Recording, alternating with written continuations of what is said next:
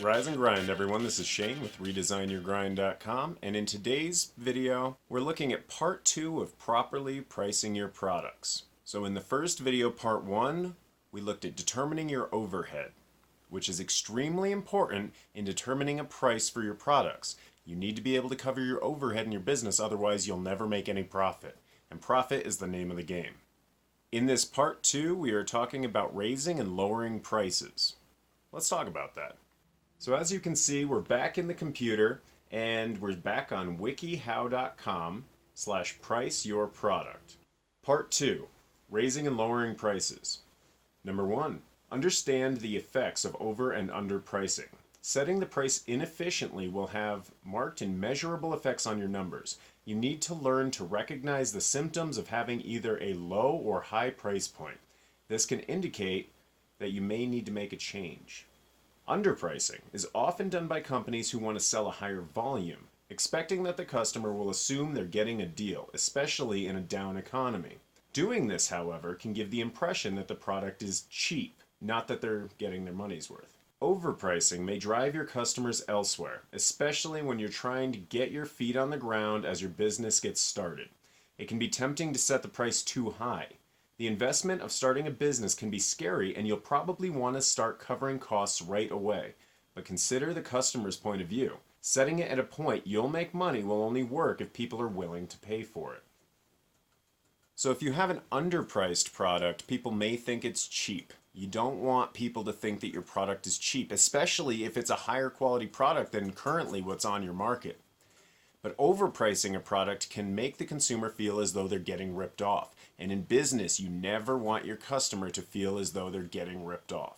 Look at it this way. If you were going out to buy a cell phone and you looked at similar data of 2 different cell phones from 2 different manufacturers, and you saw that they were very comparable products, but one of them was priced $200 higher than the other one, you would be much more likely to go with the cheaper brand because you know that the quality is going to be just as good because it's got the same internal mechanisms inside. So you don't want to put yourself in a position where your customer has to choose whether or not to go with your quality product or your competitor's alternative cheaper product with essentially the same features. Number 2, keep a close eye on your pricing and your budget. Monitor your profits and prices at least monthly. Break down the costs/gains of every product so that you know how each contributes to your overall profitability month to month. This can give a clear picture of your money flow. Talk to your customers and listen to their feedback. Take it to heart. If they enjoy your product but complain about the price, you might consider making a change. Develop a budget plan. Try to focus on a long-term strategy that will result in making the business profitable. This might not involve making drastic changes right away, but slowly moving towards an overall goal of profitability. So you see this a lot, especially with startups. They'll have it pretty decently affordable, and it may even seem a little cheap. But what they're doing is they're trying to sell through enough of these products so where you can, through word of mouth, get them more customers or clients. And then what they will do is they will adjust their price to fit the market and also to fit their budget of profitability. You don't need to necessarily be making $1 million off of day one. Even just breaking even in the beginning to establish yourself within your market can be huge, and then you can slowly increase your prices to increase profitability over time. Or you can cut costs on the other end so that you're producing the same quality product or service for less money, thus increasing your profitability. Number 3, raise prices slowly and incrementally. Jumping from selling an iPhone case for $5 to selling one for $12 will undoubtedly lose you customers, even if the price change is right for the business or a smart move. Instead, raise it incrementally and spend time advertising the product's benefits and advantages, as opposed to apologizing for the increase. Treat it as a benefit rather than an inconvenience. Sudden increases will look like desperate moves made by a struggling business, which may or may not be true. You want to avoid the impression that you're raising the prices because you need to make more money. Rather, you need to make it seem as if you're raising the prices because the product is just that good. Watch your sales volume immediately after making the change. If the move was too sudden, you'll see a negative change. suggesting that you need to do more to sell the new variation of the product and justify its price. So we kind of covered this in the last one. If you set your price too low or too high, you may need to change it. Now, if you hike your prices up too much, too quickly, your customer will again feel taken advantage of. And you never want that in business. You always want your customer to feel as though they're getting a good deal on a good product or service. It's always good to incrementally increase your prices if that's what you're doing, or incrementally decrease your prices as well. You don't want somebody to think all of a sudden that your company is just struggling with sales and not moving enough volume and thus the cheap price point.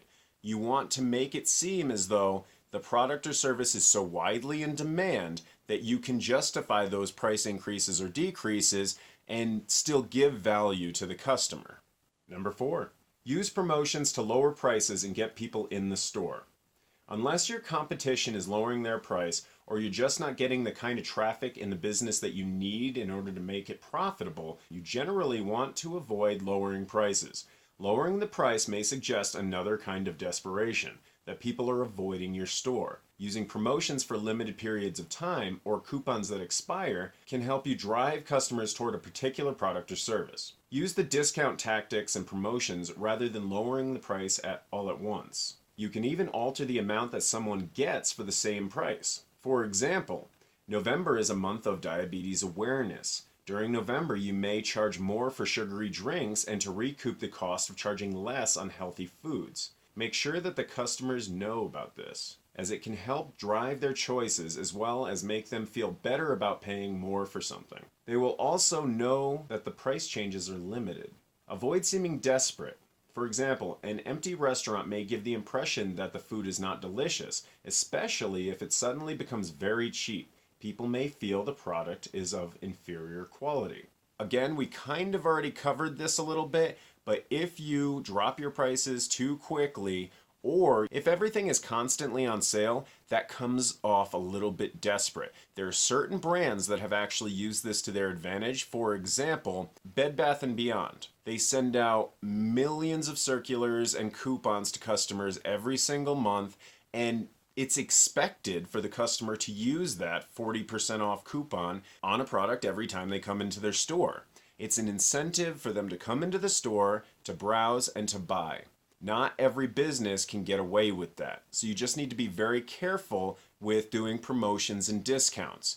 If it's a holiday special or something like that, you want it to be a limited run discount. You want to incentivize the buyer to buy at that particular time for a particular reason. And you want to put it in their mind that that discount, again, to increase profitability, is linked directly to the holiday or whatever's going on that made you do the discount in the first place. But for example, if your store always has a 20% off for every customer, or is always sending email marketing out saying, hey, please come and buy from us, here's an extra 20% off, the customer will know that and they will bank on that every time. And that's money that you're losing on every sale. So you really do want to be very careful about doing discounts and promotions. Not every product needs to be discounted all the time. Alright guys, so I hope that that information is useful to you while pricing your products, and I hope that you glean just a little bit of very relevant information. In the next video, we will talk about using promotional pricing strategies and how they can help your business to stay profitable. If you like this video, please hit the like button down below, subscribe, share our content with anybody you think it might be relevant to, and we will see you in the next one to redesign your grind. Thanks for watching.